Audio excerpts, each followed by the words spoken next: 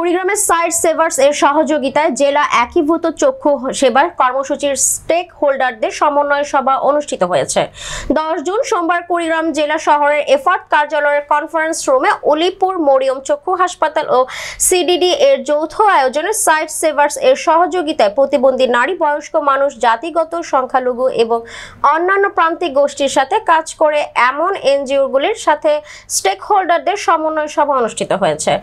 জেলা সমন্বয় সভায় উপস্থিত ছিলেন সাইট সেভার্স এর জেলা সমন্বয়কারী মাসুদ রানা,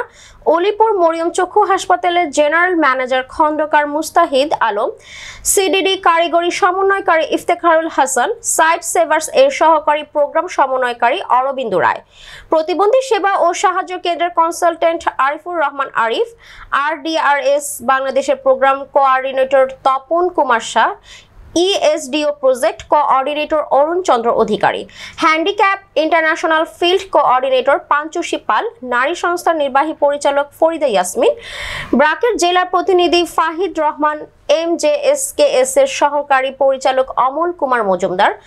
আফাদের নির্বাহী প্রধান Sayeda Yasmin, solidarity project coordinator Kamala Rani, Kurigram বিশেষ বিদ্যালয় এর প্রধান শিক্ষক নাসরিন বেগম, কুড়িগ্রাম প্রতিবন্ধী কল্যাণ সংস্থা নির্বাহী পরিচালক আসাদুজ্জামান আসাদ,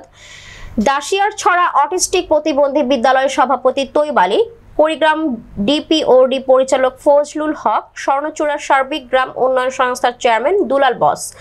গরিব উন্নয়ন সংস্থা নির্বাহী পরিচালক আব্দুল লতিফ, RSDA নির্বাহী পরিচালক সাইফুর রহমান, রাজারহাট স্বাবলম্বী সংস্থা নির্বাহী পরিচালক শরীফা আক্তার,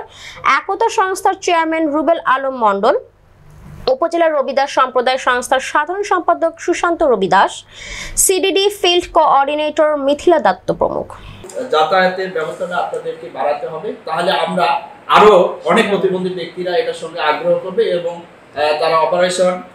করতে বা তাদের চিকিৎসা নিতে সুবিধা হবে।